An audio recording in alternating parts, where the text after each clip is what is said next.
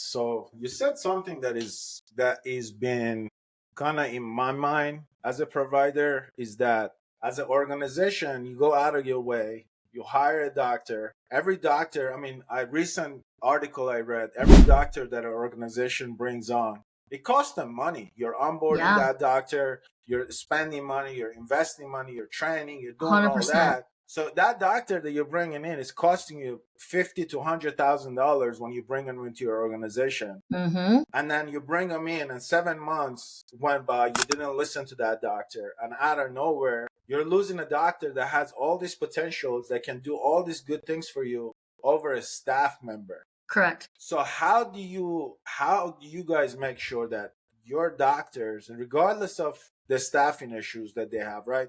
Now, if a doctor is mean and rude, that's beside the point.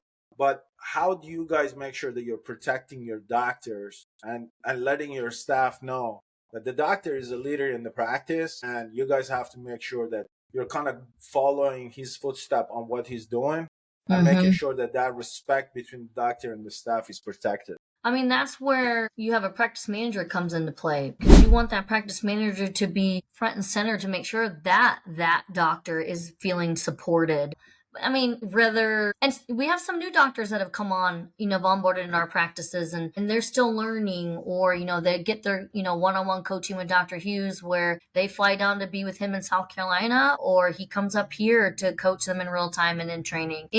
We always have a practice manager go when they're in South Carolina. The practice managers go so that they can hold the doctor accountable to the coaching and stuff too. And then at the same time, the practice manager is just, I mean, we have assessments that we have for each department. We have assessments for hygiene, for assistants, for front desk. And we're just making sure that from the time that doctor walks into the room, are they that rock star of the practice, right? Like, how are we introducing the doctor? How are we doing that?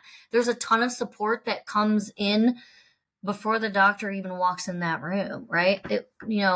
It was like a most recent post that Dr. Hughes had was 160,000 dentists. What makes that one want to come to you? Your team has to see you as that rock star, not just, it's not always something that we can do. We can market you and do all that for you, but your team has to make you feel supportive that you are that guy or that girl, but then you got to be that guy or that girl, you Yeah. know?